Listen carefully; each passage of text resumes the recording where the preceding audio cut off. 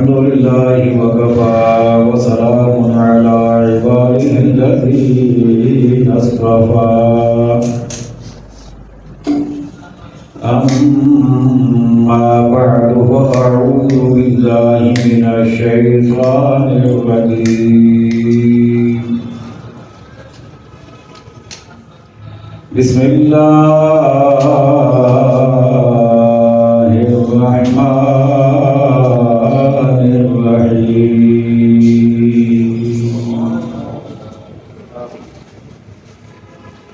إنا كفيناك المستهزئين صدق الله مولانا العظيم مل کر پڑھیے صلی اللہ علیہ یا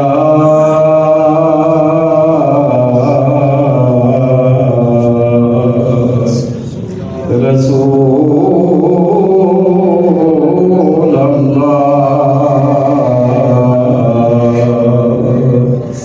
وسلم علیہ یا حبیب اللہ پھر پڑھیے صلی اللہ علیہ رسول اللہ وسلم علیہ یا حبیب اللہ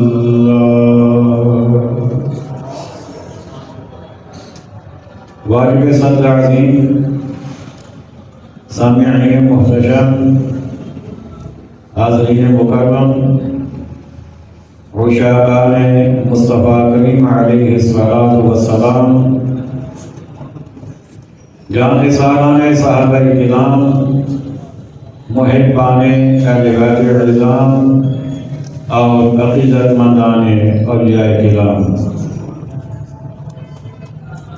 اللہ تبارک و تعالی جل جلالہ واتم برہانہ وأعظم شانہ کے مقدس مطہر اور مبارک کلام مجید میں سے چند کلمات طیبات آپ حضرات کے گوش گزار کرنے کی توفیق خالق کائنات نے مجھے عطا فرمائی اور آپ نے سننے کا شرف حاصل فرمایا۔ حضرات گرامی، گزشتہ کچھ دنوں پہلے آلینڈ سے ایک مرتبہ پھر ایک درندہ سفٹ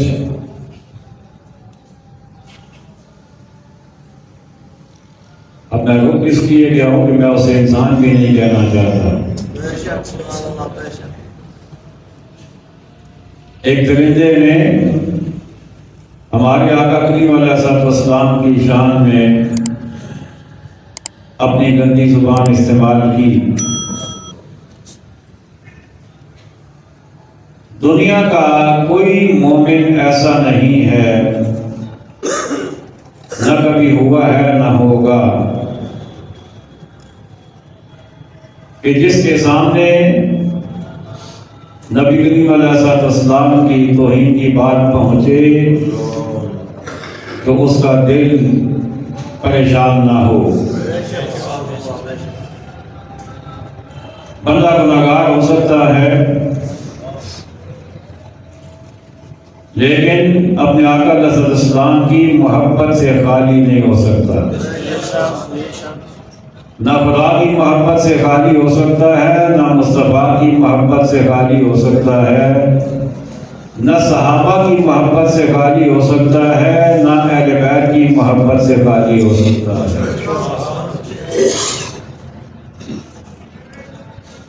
اولیاء ہوں، استاد ہوں، صحیح العقیدہ جو بھی ہوں، سب کی محبت اللہ نے رکھی ہے، لیکن یہ ساری محبتیں تیز ہو جاتی ہیں رسول اللہ کی محبت کے سامنے۔ ساری مخلوق کی محبت، اس میں والدین بھی، اس میں اساتذہ بھی، اس میں اولیاء بھی، اس میں صحابہ بھی، اس میں اہل بیت بھی، سب کی محبت کا اپنا اپنا درجہ، لیکن سب سے بڑی محبت اہل ایمان کو اپنے آقا علیہ الصلوۃ والسلام سے ہے۔ خالق کائنات نے، ہم تو انسان ہیں نا، ہم تو غلام ہیں، غلام کا کام ہوتا ہے اپنے مالک کی عزت کا دفاع کرنا۔ غلام جو ہوا، لیکن میرا رب بھی اپنے معبود کی توہین کو برداشت نہیں کرتا۔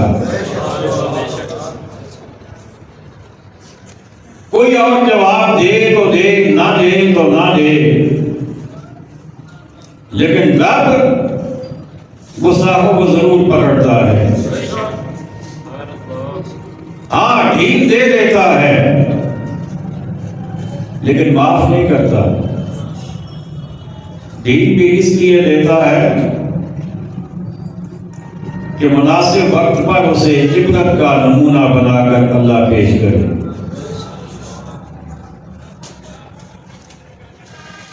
سورہ تبت یدا ابی لہب، سورۃ اللہب جسے کہتے ہیں، یہ پوری سورت ہی آقا علیہ الصلوۃ والسلام کے عظمت اور شان کے دفاع کے لیے اللہ نے نازل فرمائی ہے۔ یہ جو اصطلاح استعمال ہوئی ہے نا، تحفظ ناموس رسالت، تو یہ پوری صورت ہی تحفظ ناموس رسالت کے لیے نازل ہوئی ہے۔ کہہ دیجیے سبحان اللہ۔ اور بھی بہت سارے مقامات ہیں، بہت ساری آیات ہیں، لیکن یہ سورت اور سورۃ الضحیٰ، یہ دونوں سورتیں، میں نے کہا بہت سارے اور بھی مقامات ہیں، لیکن یہ دونوں پوری کی پوری آقا علیہ الصلوۃ والسلام کی عظمت اور شان کے دفاع کے لیے اللہ نے نازل فرمائی ہے۔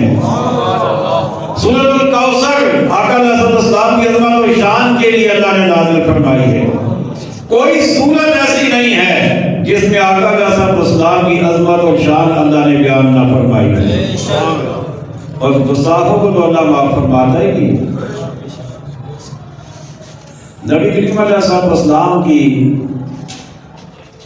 جب عمر مبارک ظاہری 40 برس ہوئی تو رب نے حکم دیا وَأَنذِرْ عَشِيرَتَكَ الْأَقْرَبِينَ، فرمایا محبوب میں نے تجھے ختم نبوت کا تاج پہنا دیا ہے،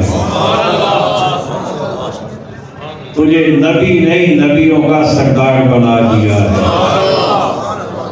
تجھے رسول نہیں رسولوں کا امام بنا دیا ہے۔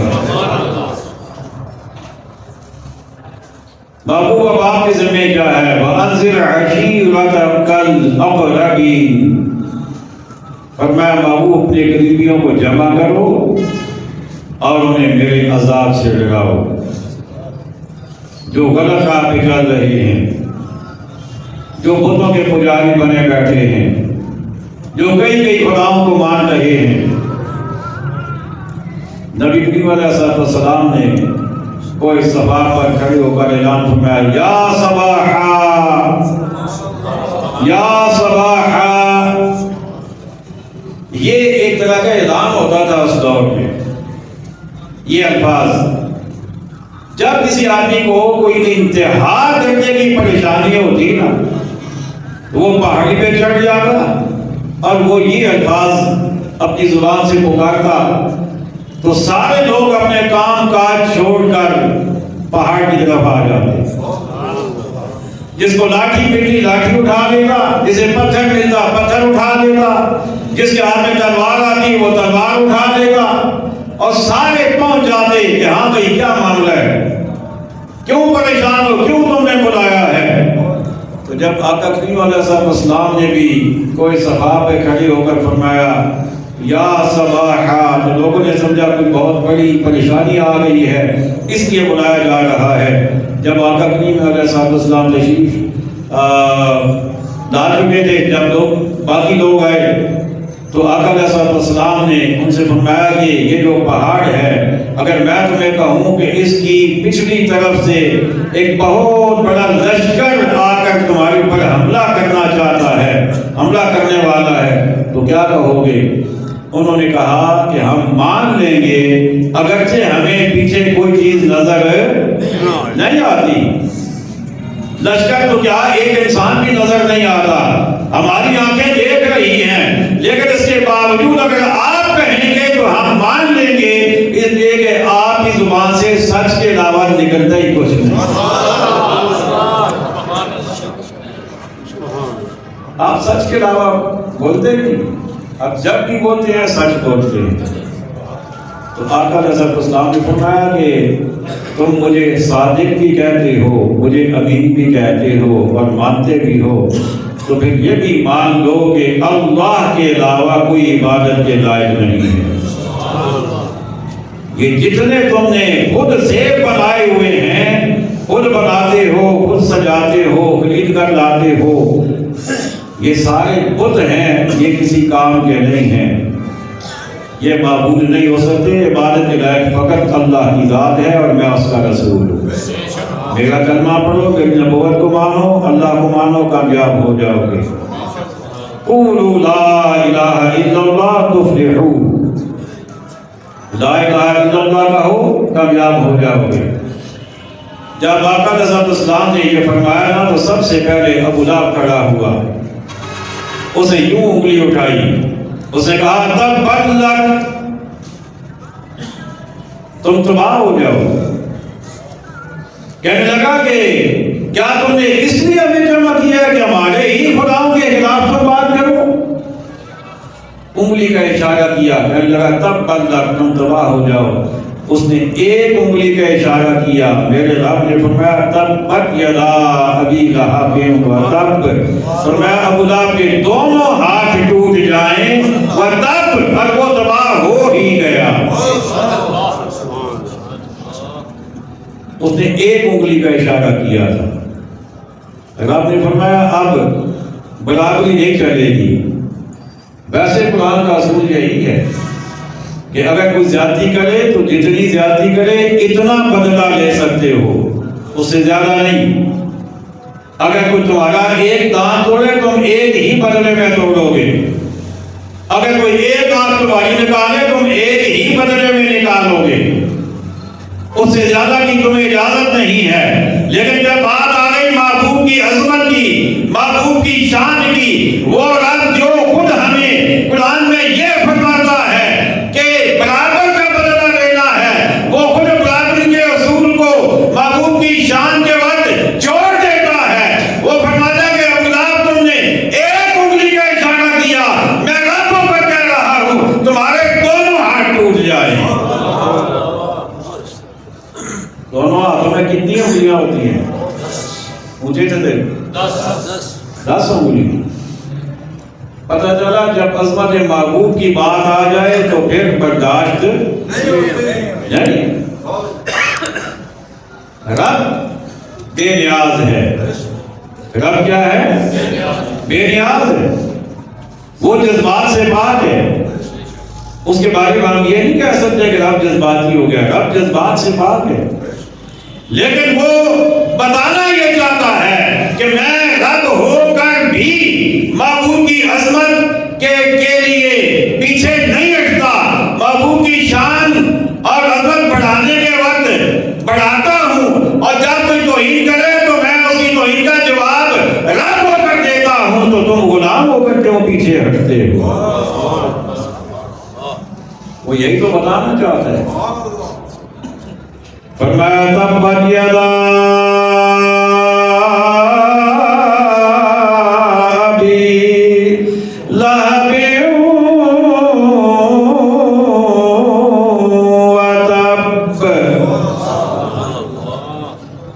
میرا خیال ہے بھول گئے ہو اپنا کام. آپ بھولو نہیں نا ذرا اپنا کام یاد رکھو. تبت یدا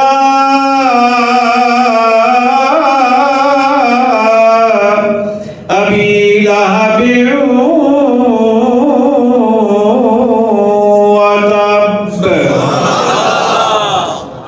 خالق کائنات نے ارشاد فرمایا تبت یدا ابی لہب وتب. ابو لہب کے دونوں ہاتھ تباہ، ابو لہب کے دونوں ہاتھ ٹوٹ جائیں. وتب، اور وہ تباہ ہو ہی گیا.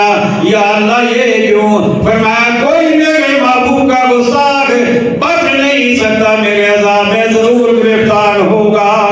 مہلت دے دوں گا، اس کی بھی کوئی وجوہات ہوں گی، لیکن اسے جانے نہیں دوں گا. عذاب سے چھٹکارا نہیں ہوگا، میرے عذاب سے بچ نہیں سکے گا. ابو لہب اتنا بدبخت آدمی تھا. میرے آقا علیہ السلام تبلیغ رسالت کے لیے، تبلیغ دین کے لیے جہاں بھی جاتے یہ پیچھے چلا جاتا.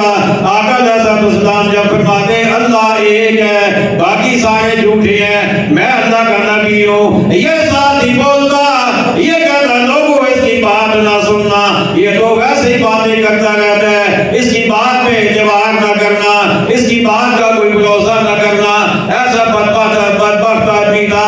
پھر وہ وقت آ گیا جنگ بدر کے کچھ دن بعد رب نے اس کے جسم میں بیماری پیدا کر دی. بیماری وہ جسے عربی میں عدسہ کہتے ہیں، وہ بیماری جسم میں دانے نکل آتے ہیں، دانے پھٹ جاتے ہیں اور اس میں سے پیپ نکلنا شروع ہو جاتی ہے، جسم بدبودار ہو جاتا ہے. جب اس کے جسم پر یہ بیماری آ گئی تو اس کے خاندان والے بلکہ اس کے بچے بھی اسے چھوڑ کر بھاگ گئے. اس کے بچے بھی اسے چھوڑ گئے، انہوں نے گھر سے نکال دیا، گھر میں نہیں آ سکتے. اور ہے پتہ ہے کون؟ مکے کا سردار ہے، وڈیرا ہے، جاگیردار ہے. اس دور میں مکے کا امیر ترین لوگوں میں شامل. 8 سیر اس کے پاس سونے کی اینٹیں تھیں، سونے کی اینٹیں، اتنا امیر تھا. اور ابو لہب کا مطلب پتہ ہے کیا ہوتا ہے؟ لہب کہتے ہیں انگارے کو. انتہائی خوبصورت انسان، اس کا چہرہ چمکتا تھا، اس لیے اسے ابو لہب کہتے تھے. اس کے چہرے پر تازگی رہتی ہے، چمک رہتی ہے. لیکن جب محبوب کی گستاخی کی تو آپ نے فرمایا حسن دیا تھا، لیکن محبوب کا گستاخ بن گئے ہو، آپ یہ حسن میں لینا بھی جانتا. یہ میں لینا بھی جانتا ہوں. اور جسے ابو جہل کہتے ہیں وہ جاہل نہیں تھا، وہ پڑھا لکھا آدمی تھا، اپنے دور کا سمجھدار آدمی تھا، وڈیرا آدمی تھا، سردار آدمی تھا. لیکن میرے آقا نے کہہ دیا ابو جہل، جاہلوں کا باپ. تو اس دن کے بعد آج تک اس کا نام ہی لوگوں کو بھول گیا. پتہ چلا اس بارگاہ سے جو ٹکر لیتا ہے نا پھر وہ اٹھ نہیں سکتا، پھر وہ تباہ ہوتا ہے. جنگ بدر کے بعد اس کے جسم کی بیماری آ گئی، بچے بھی چھوڑ کے چلے گئے. جسم بیماری میں کچھ دن زندہ رہا، اس کے بعد مر گیا. تڑپتے تڑپتے مر گیا، تڑپ تڑپ کے مر گیا، سسک سسک کے مر گیا. مرتے وقت کوئی پانی دینے والا بھی نہیں، کوئی اٹھانے والا نہیں، کوئی دوا دینے والا نہیں، سب نے ساتھ چھوڑ دیا. مر گیا. مرنے کے 3 دن بعد اس کی لاش پڑی رہی. بیٹے بھی قریب نہ آئے اسے سنبھالنے کے لیے، بیٹے بھی نہ آئے. جب 3 دن گزر گئے نا، لوگوں نے، پڑوسیوں نے اس کے بیٹوں کو کہا کوئی شرم کرو، تمہارا باپ تھا، ساری زندگی اس کا کھاتے رہے ہو، مر گیا چلے جیسے بھی تو کم از کم اسے اٹھا تو صحیح، دفنا تو صحیح. اس نے کہا، انہوں نے کہا ہم یہ کام نہیں کریں گے، اس کی بیماری ہمیں لگ گئی تو پھر ہم تو اسے نہیں اٹھائیں گے. اس نے کہا چلو میں تمہاری مدد کرتا ہوں، کوئی مزدور بلا لیتے ہیں۔ اب مزدور بلا کے مزدوروں نے آپ اسے جیسے پائپ لے کر نا پانی والا، ہم دیواروں کو پلستر والی دیوار پہ پانی لگاتے ہیں، ایسے دور سے پانی پھینک پھینک کے اس کے اوپر یوں اسے انہوں نے کسی حد تک اس پہ پانی پھینک کر تو اسے غسل دیا، اور اس کے بعد پھر اٹھایا، پھر بھی نہیں، پھر لکڑیاں لے کر لکڑیوں سے دھکیل دھکیل کے گڑھے میں جا کے پھینک دیا۔ رب نے عبرت کا نمونہ بنا دیا، عبرت کا نمونہ بنا دیا۔ اللہ اکبر، تبت یدا ابی لہب وتب، تباہ ہو ہی گیا۔ ما اغنی عنہ مالہ وما کسب، اس کا مال اسے کام نہ آیا، جو کمایا تھا کچھ بھی کام نہ آیا۔ آج لوگ اپنے عہدوں کے غرور میں ہیں، اپنی گھومنے والی کرسیوں کے چکر میں ہیں، بڑے عہدوں کی تلاش میں۔ عظمت مصطفیٰ کی کوئی پرواہ نہیں، عہدہ رہ جائے، سیٹ رہ جائے، رینک رہ جائے۔ لیکن جب ابو جہل، عتبہ، شیبہ، ابو لہب، فرعون، نمرود وہ نہیں رہے تو تم کہاں رہو گے؟ ان سے زیادہ تو تمہارے پاس کچھ نہیں۔ نمرود اور فرعون وہ جو ساری زمین کے بادشاہ تھے، وہ چلے گئے، تم کیا ہو؟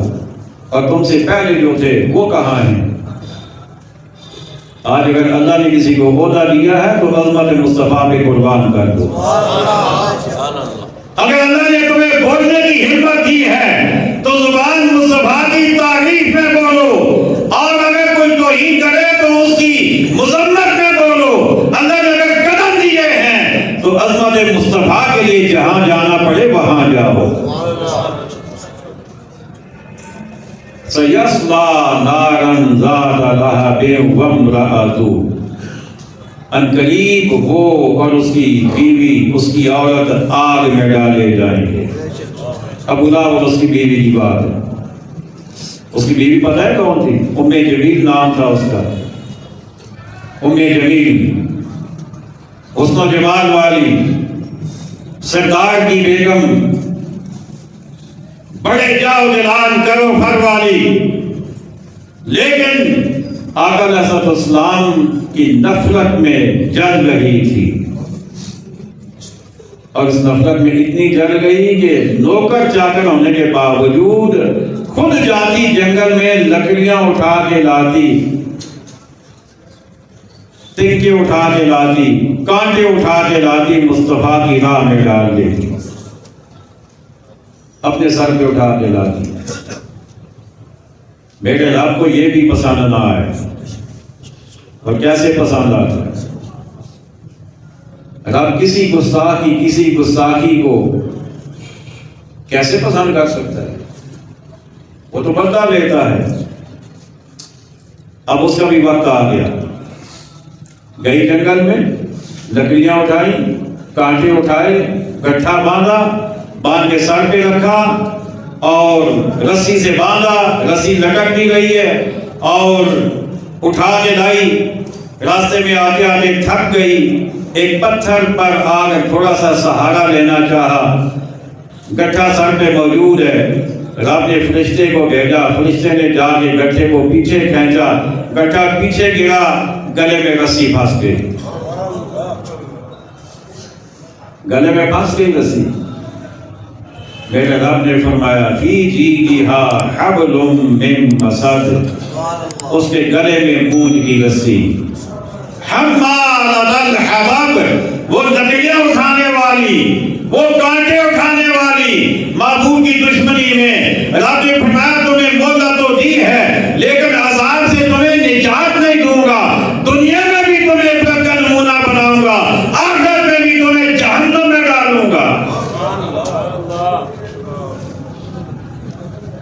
وہی لکڑیوں کا گٹھا، وہی رسی اس کی ہلاکت کا باعث بن گیا۔ حضرت گرامی کہنا یہ چاہتا ہوں کہ نبی کریم علیہ السلام کی عظمت اور آپ کی شان پر کوئی سمجھوتا نہیں ہے، کوئی سمجھوتا نہیں ہے۔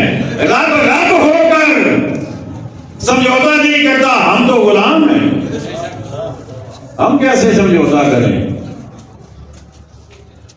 ایک آیت کریمہ ہے جو میں نے خطبے میں پڑھی ہے، اِنَّا كَفَيْنَاكَ الْمُسْتَهْزِئِينَ، فرمایا بلا شبہ ہم آپ کی ہنسی کرنے والوں کو کافی ہیں، جو آپ کا ٹھٹھا کرے، آپ کا مذاق اڑائے، آپ کا تمسخر اڑائے، رب کہتے ہیں ہم اسے کافی ہیں۔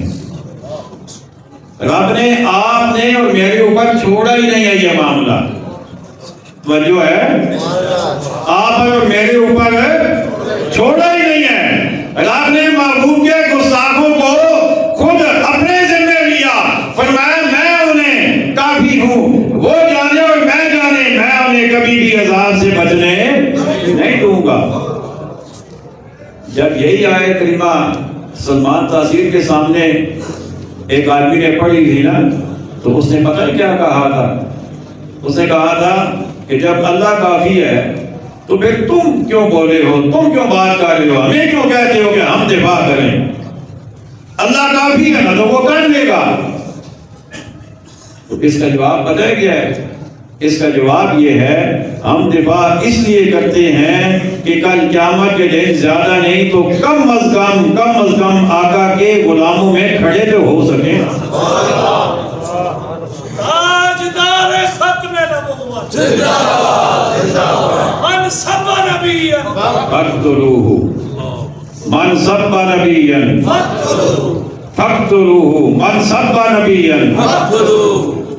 اِنَّا كَفَيْنَاكَ الْمُسْتَهْزِئِينَ، رب کافی ہے، لیکن ہم اس لیے کرتے ہیں۔ اب دیکھنا اگر یہ بات اس کو یوں لیا جائے کہ رب کافی ہے تو پھر ہم کیوں کچھ کریں؟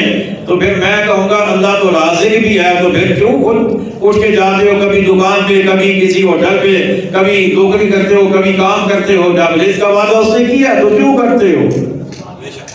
جب شفا اللہ ہی نے دے دیا تو علاج کیوں کرتے ہو؟ جب اللہ نے سب کچھ اپنے ذمہ لے لیا، صحت اس نے دینی ہے، شفا اس نے دینی ہے، رزق اس نے دینا ہے، اس کے باوجود بھی ہم تگ و دو کرتے ہیں نا۔ تو یوں ہی اللہ نے فرمایا ہم کافی ہیں، لیکن اب اللہ خود تو گولی نہیں مارے گا کسی کو، سلمان تاثیر کے سامنے کسی ممتاز قاتل کوئی لائے گا نا۔ وہ یہی تو دیکھنا چاہتا ہے کہ یہ گستاخ بنا ہے، کافی میں ہوں، انجام تک میں ہی پہنچ جاؤں گا، لیکن خوش نصیب کون بنتا ہے؟ آگے کون بڑھتا ہے؟ اب تک قدم کون اٹھاتا ہے؟ اپنی تلوار کون اٹھاتا ہے؟ اپنا نام غلاموں میں کون لکھواتا ہے؟ نعرہ تکبیر، نعرہ رسالت، نعرہ تاکید، نعرہ حیدری، نعرہ غوثیہ، تاجدار ختم نبوت، تاجدار ختم نبوت، خطیب اہل سنت۔ جس نے آقا علیہ السلام کی بے ادبی کی ہے رب نے اسے معاف نہیں کیا، اب دنیا میں بھی عبرت کا نمونہ بنایا ہے۔ آج نہیں، صدیوں پیچھے چلے جائیں، دنیا میں بھی عبرت کا نمونہ رب نے بنایا۔ ہمارے آقا علیہ السلام آپ نے خط لکھنے کا پروگرام بنایا مختلف فرمانرواؤں کو اسلام کی دعوت دینے کے لیے۔ ایک خط آپ نے لکھا ایران کے شہنشاہ کسریٰ کے نام، خط آپ نے بھیجا اپنے غلام کے ہاتھ۔ جب اس نے خط دیکھا تو اس نے گستاخی اور بے ادبی کے ساتھ خط کو پھاڑ ڈالا، اور پھاڑنے کے بعد کہنے لگا کہ ہمارا یہ غلام ہمیں ہی حکم دے رہا ہے۔ اب اس نے کیا کیا؟ اس نے اپنے 2 بندے بھیجے، بڑی قابل غور بات ہے۔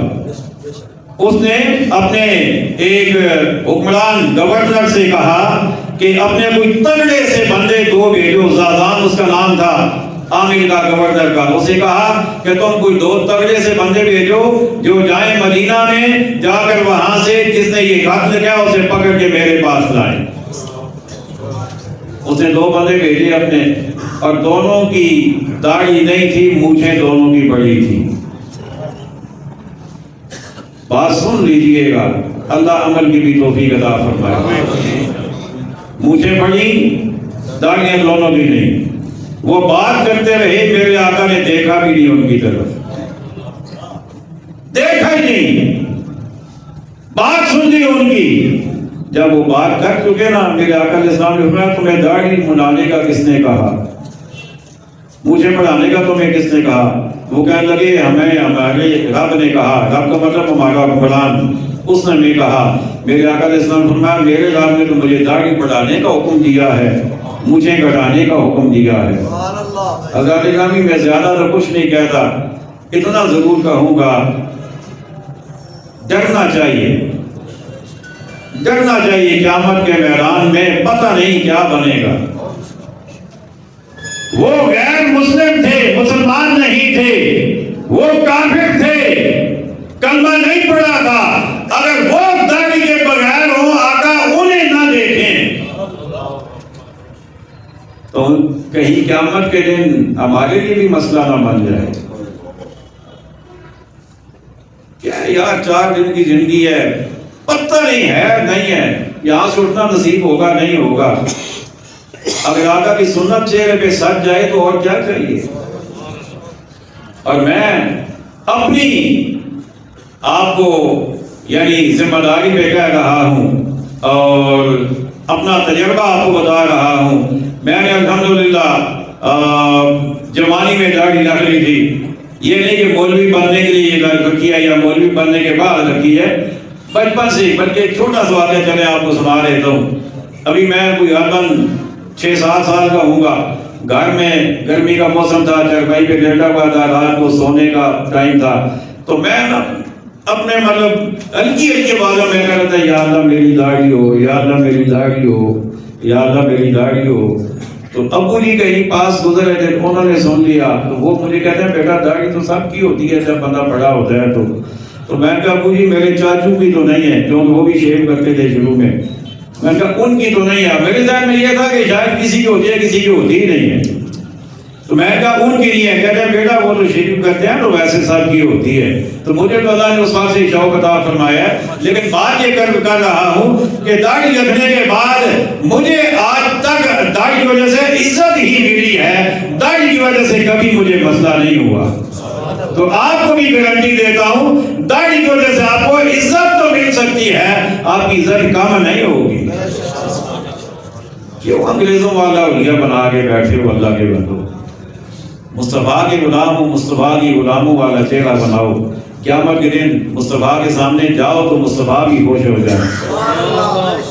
بات یہ کر رہا تھا، آقا کریم علیہ السلام نے انہیں فرمایا کہ کیوں آئے ہو؟ انہوں نے کہا جی ہمارے رب نے ہمیں بھیجا ہے، ہمارے بادشاہ نے ہمیں بھیجا ہے، آپ نے یہ خط لکھا ہے۔ تو اس نے کہا کہ لے آؤ انہیں ہمارے ساتھ، تو اگر آپ جائیں تو ہم آپ کی سفارش کریں گے، وہ آپ کو کوئی سخت سزا نہیں دے گا، لیکن اگر نہیں جائیں گے تو پھر وہ یہ کر دے گا وہ کر دے گا۔ میرے آقا علیہ السلام نے فرمایا تم آج ہمارے مہمان بنو، ہم تمہیں مطلب تمہاری خدمت خاطر کریں گے۔ ناراضگی اپنی جگہ داڑھی نہ رکھنے کی، لیکن مہمانی آقا صلی اللہ علیہ وسلم کی فرمایا آج تم کہو کل میں تمہیں جواب دوں گا اس کا۔ رات کو رکھ لیا انہیں، اب رات کو اس کے بیٹے نے جس سے آقا علیہ السلام کا خط پڑھا تھا، اس کے اپنے ہی بیٹے نے باپ کو قتل کر دیا، باپ کو قتل کر دیا۔ رات نے جبریل کو بھیجا، جبریل جا محبوب کو خوشخبری سنا کے آ، جا محبوب کو خوشخبری سنا کے آ جا۔ جبریل علیہ السلام نے بتایا، آقا علیہ السلام دوسرے دن تشریف لائے، بلایا دونوں کو، بلا کے فرمایا ہاں کہو کیا کہنا چاہتے ہو؟ کہنے لگے ہمارا وہ جو بچہ ہے وہ یہ کر دے گا وہ کر دے گا۔ فرمایا وہ کیا یہ وہ کرے گا؟ اسے تو اس کو بیٹے نے پھٹکا دی ہے، وہ تو اس دنیا میں رہا ہی نہیں ہے۔ انہوں نے کہا کہ یہ کیسے ہو سکتا ہے؟ فرمایا ہاں یہ ہو گیا ہے، یہ ہو گیا ہے، جاؤ تم جا کر تصدیق کرو۔ تو ذات گرامی بات یہ کرنا چاہتا ہوں کہ جب کوئی گستاخی دنیا کے جس کونے میں بھی کوئی گستاخی کرے گا، رب کی حکومت تو ہر جگہ ہے نا۔ رب کی حکومت تو ہر جگہ ہے، ہر چیز پر ہے، ہر وقت ہے، اس سے بچ کوئی نہیں سکتا۔ ہاں میری اور آپ کی ذمہ داری یہ ہے، یہ ساری باتیں کرنے کا مقصد اور حکومت کو میں میسج یہ دینا چاہتا ہوں، آپ کو میسج یہ دینا چاہتا ہوں، اپنے آپ کو بھی شامل کر کے کہ جب بھی کوئی ایسا معاملہ ہو، اگر اور کچھ نہیں نا تو کم از کم دل میں سلوٹ تو آنی چاہیے، دل میں گھٹن تو آنی چاہیے۔ اب یہ نہیں کہ پتا چلا وہ جی کیا کری سکنے ہیں، جی پھر اساں کیا کری سکنے ہیں، بھائی اور کچھ نہیں کر سکتے، کم از کم افسوس تو کر سکتے ہیں، اتنا تو کر سکتے ہیں۔ اللہ نے زبان دیا تو زبان کو استعمال کر سکتے ہیں، اللہ نے کوئی عہدہ دیا ہے تو اس کے مطابق تو آپ کر سکتے ہیں۔ حکومت سے یہ کہنا چاہتا ہوں کہ یہ تمہاری حکومت سدا نہیں رہے گی۔ کوئی نہیں کہا کہاں گیا مشرف، کہاں گیا ایوب خان، کہاں گیا اسحاق خان، کہاں گئے سارے؟ کوئی نہیں ہے نا، نہ وہ عہدہ رہا، نہ وہ سیٹ رہی، نہ وہ کاروبار، کچھ بھی نہیں رہا۔ آگے پیچھے وہ ٹاں ٹاں کرنے والی گاڑیاں سب ختم ہو گئی۔ تم بھی ایسے ہی قبر میں چلے جاؤ گے، قبر میں جانے سے پہلے آقا کو راضی کر دو، آقا کی خدمت پہ پہرا دو، آقا علیہ السلام کے لیے کچھ کرو اگر کر سکتے ہو تو۔ تمہارے کراؤن، تمہارے پھول اور تمہارے عہدے، تمہاری سیٹیں کوئی تمہیں فائدہ نہیں دے گی۔ قبر میں بھی مصطفیٰ نے آنا ہے، عرش میں بھی مصطفیٰ ہی نے آنا ہے۔ اللہ کریم ہمیں عقائد صحیحہ ہمارے سالہ کی توفیق عطا فرمائے۔ وما علینا الا البلاغ المبین۔ صلی اللہ علیہ وسلم۔